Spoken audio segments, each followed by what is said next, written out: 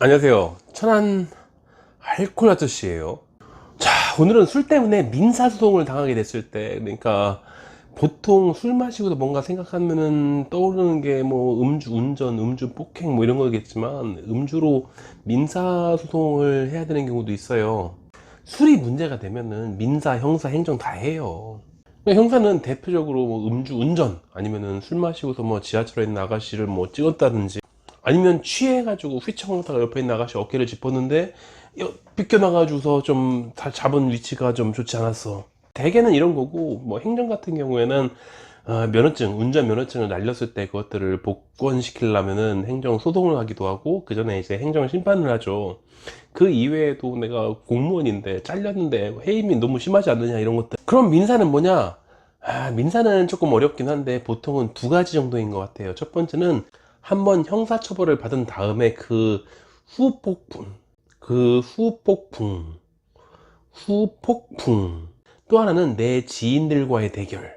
그러니까 죄를 지어가지고 형사처벌을 받았으면 벌금형이든 집행유예든 실형이든 뭔가 받았으면은 내 죄가 입증이 된 거잖아요. 그 죄에 대해서 평가가 나와 있는 거고 무죄가 아니니까. 그럼 그걸로 끝나지 않고 죄가 있다라는 게 입증이 됐으니까 그 피해자가 있잖아요. 피해자가 보상을 충분히 받을 수 없었다면은 그에 대해서 보상을 다 해달라고 민사소송을 할 수가 있어요. 내가 물질적, 정신적 혹은 이제 시간적인 피해를 돈으로 환산해서 보상을 받아야겠다 이런 거죠. 이건 어차피 형사사건에서 이어진 거니까 이미 형사 재판을 할 때 그 금주 클리닉 이런 것들을 냈을 거 아니에요. 그러니까 내가 이렇게 뭐 조심하고 있고 이런 것들을 하고 있다는 것들을 그때 또 연결해서 쓸 수 있을 때도 있어요.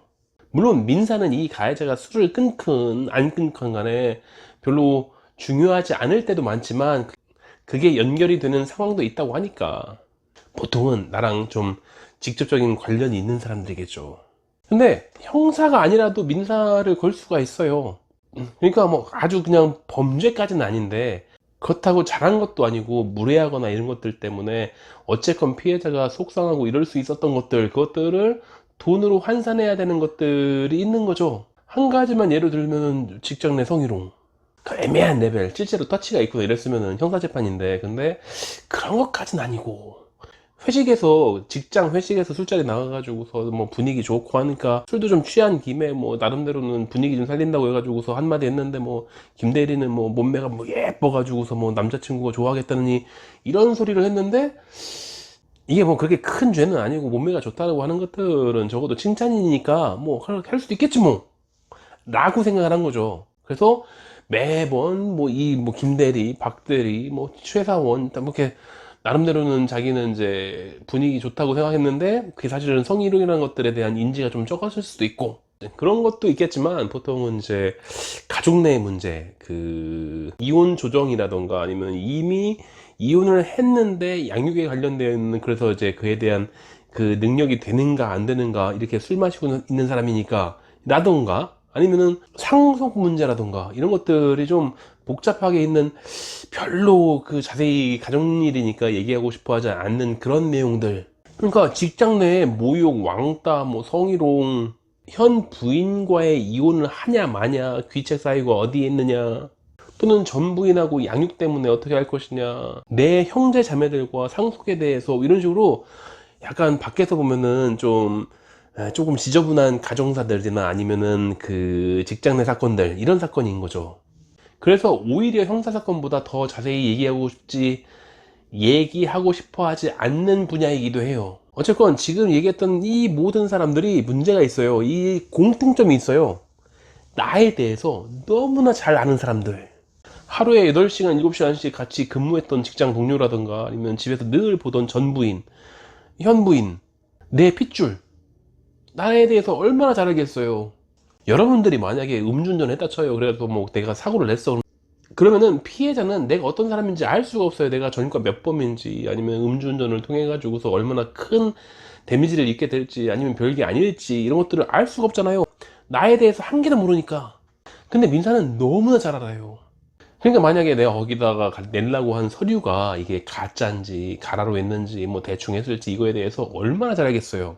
내 성정에 대해서 너무나 잘 아는 사람들이 지금 나랑 반대편에 서가지고서 어떤 특정한 목표를 가지고서 싸우고 있는 거라고. 법적으로 검사랑 싸우는 게 아니라 상대방의 민사 변호사하고 싸우는 거예요.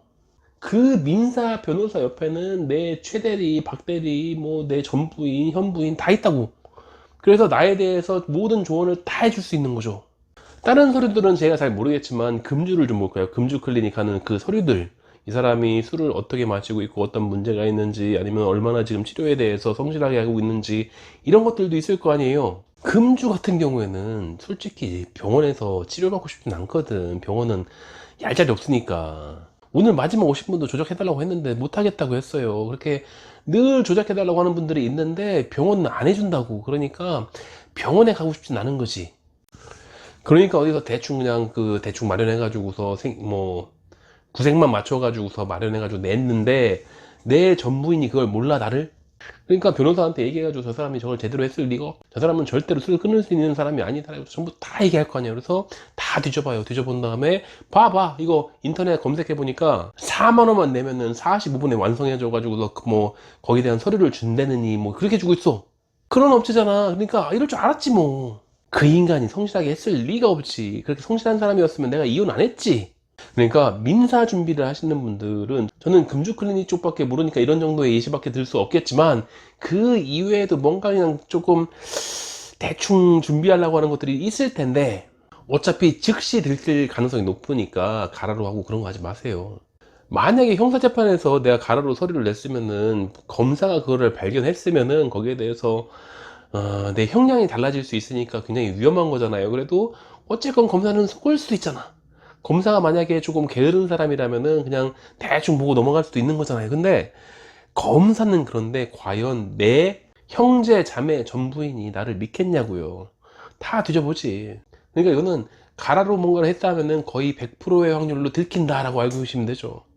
검찰 쪽은 들킬 확률도 있지만 그래도 조금 잘하면 속일 수가 있을지도 모르잖아요. 근데 민사는 아닐 거예요.